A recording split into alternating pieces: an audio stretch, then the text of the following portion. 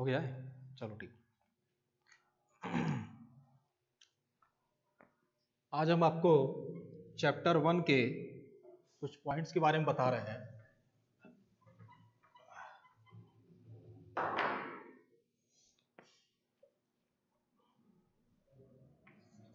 General introduction, सामान्य परिचय। सामान्य परिचय। तो सबसे पहले अब ये बताना चाहते हैं कि इंजीनियरिंग पदार्थ होती क्या चीज है और उसको किस लिए प्रयोग में लाया जाता है। तो हम पहले ये बता दें कि उसका परिचय जो है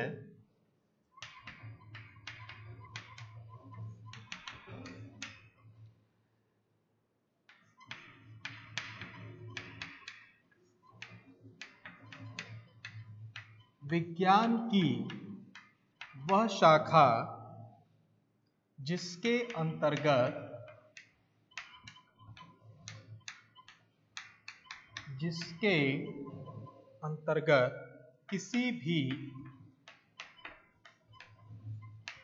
किसी भी पदार्थ की संरचना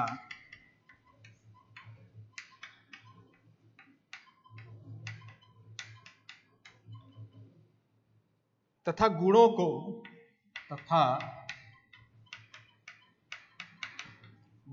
का विस्तृत अध्ययन किया जा सके।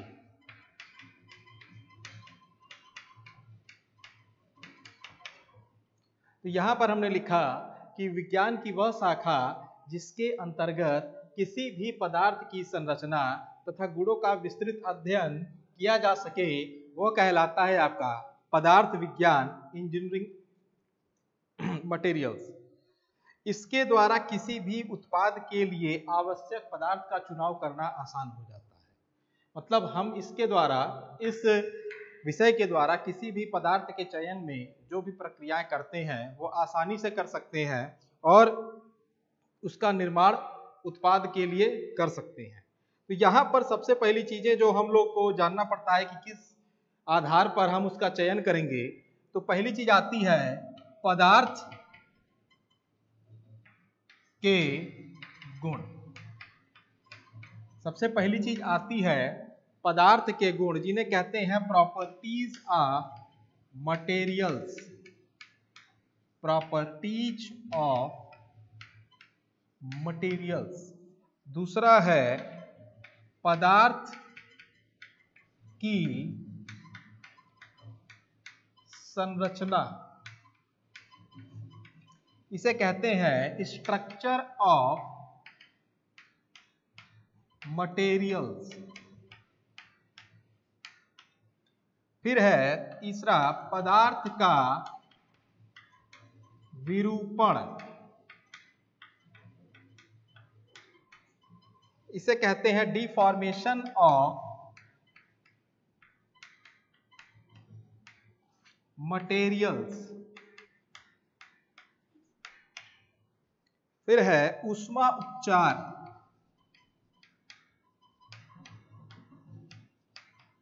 इसे कहते हैं हीट ट्रीटमेंट।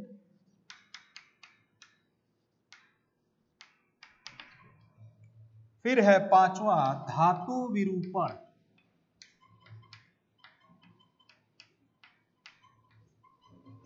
इसे कहते हैं मेटल फॉर्मिंग प्रोसेस।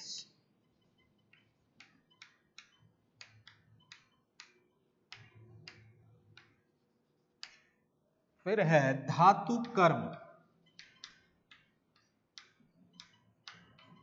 इसे कहते हैं मेटलर्जी।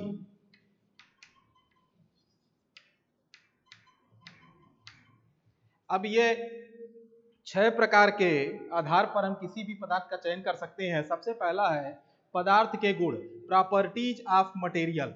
दूसरा है पदार्थ की संरचना, स्ट्रक्चर ऑफ मटेरियल। फिर है पदार्थ का विरूपण, डिफॉर्मेशन ऑफ मटेरियल। ऊष्मा उपचार, हीट ट्रीटमेंट। ऊष्मा उपचार, हीट ट्रीटमेंट। धातु विरूपण, मेटल फॉर्मिंग प्रोसेस, धातु कर्म, मेटलर्जी। अब इन 6 के आधार पर हम इनका वर्गीकरण करते हैं और यह बताते हैं कि इनके अंदर किस किस प्रकार के गुण उपस्थित रहते हैं। अब पदार्थों के गुण के अंतर्गत कई प्रकार के गुण होते हैं, जैसे कि विद्युत गुण, चुंबकीय गुण, नाभिकीय गुण, भौतिकी गुण, रासायनिक गुण। तो इन सभी गुणों को हम ज्ञात करते हैं उनके अंदर उपस्थित गुणों के कारण। फिर पदार्थ की संरचना। पदार्थ की संरचना का मतलब उसका आकार कैसा होगा। हम कह सकते हैं कि एक छोटा सा सेल है तो उसकी संरचना कैसी होगी। एक सिंपल सा छोटा सा अगर हम सेल बना दें, इसे हम लोग कहते हैं सेल, कोशिका। और इस मटेरियल साइंस की भाषा में इसको हम पढ़ेंगे क्रिस्टल। मतलब कि इसके अंदर उपस्थित हर जगह पर परमाणु की संख्या को ज्ञात किया जा सकता है और इसका जो डायमेंशन होगा वो 3 डायमेंशनल होगा। 3D, 3 dimensional means X axis, Y axis और जेड एक्सिस। तो उनकी संरचना का आधार उनके द्वारा बनी हुई आकार पर निर्भर करता है। पदार्थ का विरूपण। विरूपण का मतलब हुआ एक रूप से दूसरे रूप में परिवर्तन। एक रूप है, अब हमको उसको दूसरे रूप में दिखाना है तो उसमें किस प्रकार से हम आकार में परिवर्तन करेंगे या कैसा बनाएंगे, इसका उसका रूप फिर परिवर्तित हो जाएगा। जैसे अगर प्लास्टिक की बॉडी है, कोई प्लास्टिक बॉडी, उसको हम एक निश्चित तापमान पर गर्म करते हैं तो गर्म करने के बाद हम ये देखते हैं कि वह अपने प्रारंभिक रूप से थोड़ी सी परिवर्तित हो जाती है और वह लिक्विड स्टेट में परिवर्तित हो जाती है। तो हम देख सकते हैं कि जो पहले की स्टेज थी और बाद की स्टेज में परिवर्तन हो गया कि उसके रूप में परिवर्तन उत्पन्न हो गया, तो इसे कहते हैं विरूपण। फिर है ऊष्मा उपचार, हीट ट्रीटमेंट। ऊष्मा उपचार का मतलब हुआ कि किसी भी पदार्थ पर ऊष्मा का किस प्रकार से प्रभाव उत्पन्न किया जा रहा है वो होता है ऊष्मा उपचार। ऊष्मा का प्रयोग करके किया गया उपचार ऊष्मा उपचार होता है। अब ऊष्मा उपचार किसी भी वस्तु पर करते हैं तो उसके लिए एक निश्चित तापमान को हम देखते हैं। एक होता है आपका कूलिंग और एक होता है आपका हीटिंग। तो इन दो के आधार पर किसी भी वस्तु पर या धातु पर हम ऊष्मा का परिवर्तन देखते हैं। धातु विरूपण, मेटल फार्मिंग प्रोसेस। अब यहां पर हुआ धातु का विरूपण। विरूपण का मतलब हुआ डिफॉर्मेशन, एक रूप से दूसरे रूप में परिवर्तन। तो जिस प्रकार से परिवर्तन हम पदार्थ का बता रहे थे उस तरह इसी प्रकार से यहाँ पर धातु का होगा, मेटल का। धातु कर्म, प्रकृति से प्राप्त अयस्क को जब हम अन्य प्रकार की शुद्धिकरण प्रक्रियाओं से गुजारते हैं तो उनके अंदर से अशुद्धियां हट जाती हैं या निकल जाती हैं और वह हमको एक शुद्ध रूप में प्राप्त होता है। और यह विषय आपका कहलाता है धातु कर्म, मेटलर्जी। तो धातु कर्म को हम और भी विस्तार से बता सकते हैं कि प्रकृति से प्राप्त अयस्कों, अयस्क का मतलब होता है ओर्स, ORES, अयस्क। प्रकृति से प्राप्त अयस्कों से शुद्ध धातु, प्योर मेटल को प्राप्त करने की विधि तथा इस प्रकार प्राप्त शुद्ध धातु को उपयोगी वस्तु में बदलने की क्रिया को हम धातु विज्ञान कहते हैं। मीन्स इसका मतलब यह हुआ कि हमको प्रकृति से जो भी अयस्क प्राप्त हो रहा है, अयस्क हमको मिलता है खानों से। हम जब किसी चीज को खोदते हैं खानों से तो उससे हमें जो प्राप्त होगा वो अयस्क होगा और अयस्क को विभिन्न प्रकार के शुद्धिकरण प्रक्रियाओं से गुजारने के बाद हमें जो प्राप्त होगा वो उसके संबंध में जो विज्ञान पढ़ा जाता है उसे हम लोग कहते हैं धातु विज्ञान। इसके अंतर्गत 3 प्रक्रम आते हैं। तो सबसे पहले अब हम ये जानते हैं कि धातु कर्म कहते किसे हैं।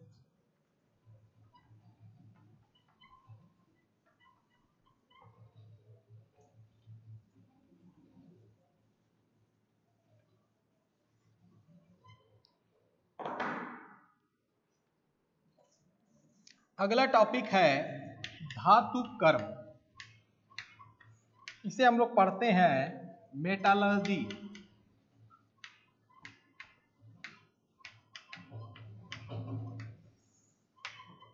तो इसे हम लोग कहेंगे कि प्रकृति से प्राप्त प्रकृति से प्राप्त अयस्कों से शुद्ध धातु, धातु मतलब मीन्स प्योर मेटल को प्राप्त करने की विधि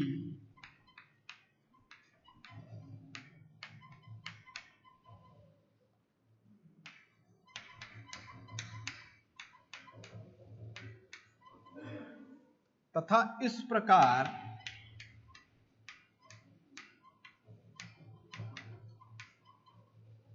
प्राप्त शुद्ध धातु को प्राप्त शुद्ध धातु मीन्स प्योर मेटल उपयोगी वस्तु में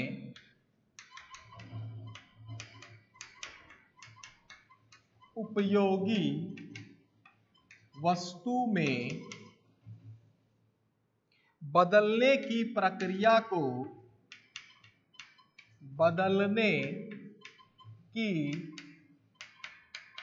प्रक्रिया को धातु विज्ञान कहा जाता है। धातु विज्ञान कहा जाता है।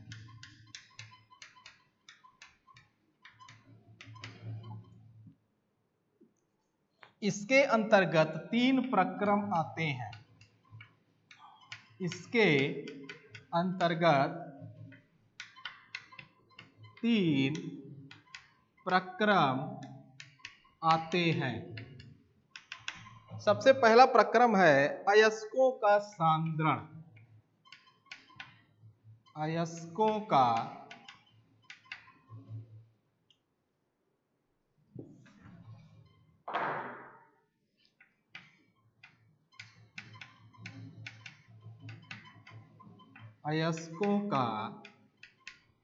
सांद्रण।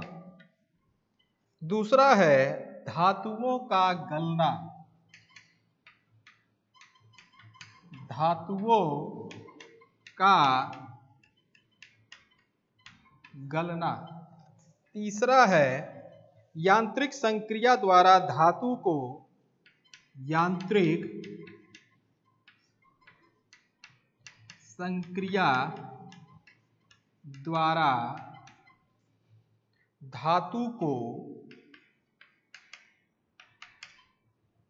अन्य रूप में बदलना।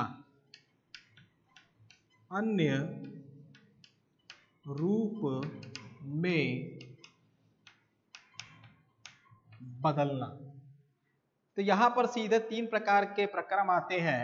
सबसे पहला है अयस्कों का सांद्रण, दूसरा है धातुओं का गलना, तीसरा है यांत्रिक संक्रिया द्वारा धातु को अन्य रूप में बदलने की क्रिया। तो इनके आधार पर अगर हम पढ़ते हैं कि ये किसके अंतर्गत होंगे, तो ये सब धातु कर्म के अंतर्गत माने जाते हैं। अब अगला टॉपिक हमारा है कि धातु कर्म का कार्य क्षेत्र, मतलब किस कार्य क्षेत्र में धातु कर्म की क्रिया को किया जाता है।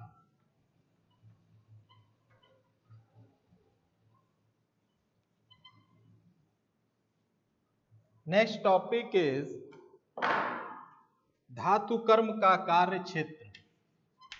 धातु कर्म का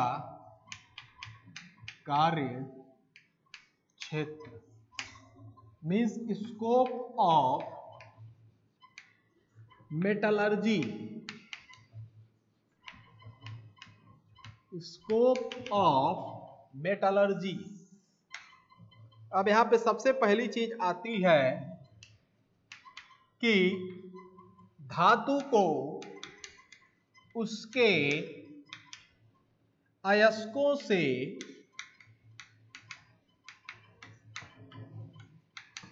अलग करना।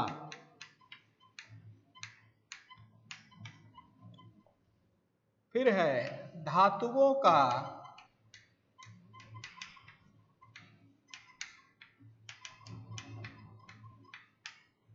शुद्धिकरण। फिर है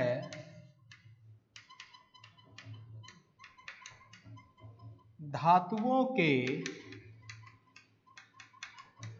गुणों का परीक्षण करना।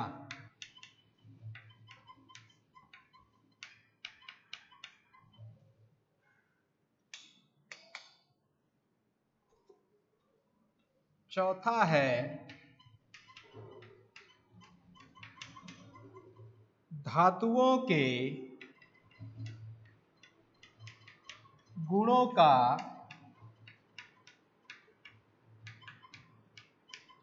निर्धारण करना। पांचवा है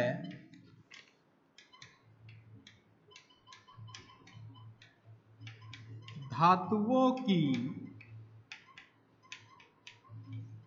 संरचना का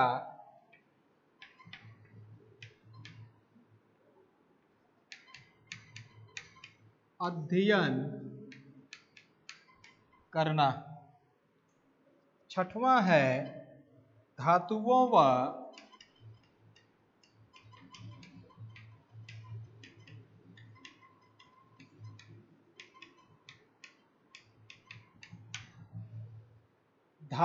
व मिश्र धातुओं के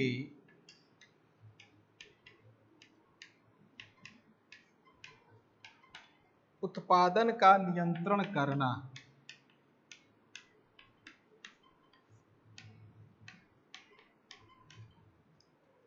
फिर है धातु विरूपण की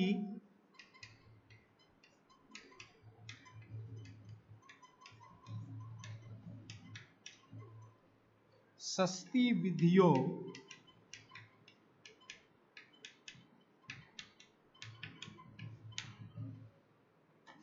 की खोज करना। अब यह है धातु कर्म के कार्य क्षेत्र और इनके आधार पर हम इनका विस्तारण करते हैं। तो सबसे पहला आपका है कि धातु को उसके अयस्कों से अलग करने की क्रिया। फिर है धातुओं का शुद्धिकरण, धातुओं के गुणों का परीक्षण करना, धातुओं के गुणों का निर्धारण करना, धातुओं की संरचना का अध्ययन करना, धातुओं व मिश्र धातुओं के उत्पादन का नियंत्रण करना, धातु विरूपण की सस्ती विधियों की खोज करना। अब ये सारे जितने भी हैं ये इस कार्य क्षेत्र के अंदर आते हैं। This is the scope of metallurgy. और इसके अंतर्गत ये सारे प्रकार के परीक्षण, निर्धारण और संरचना का अध्ययन सब आता है।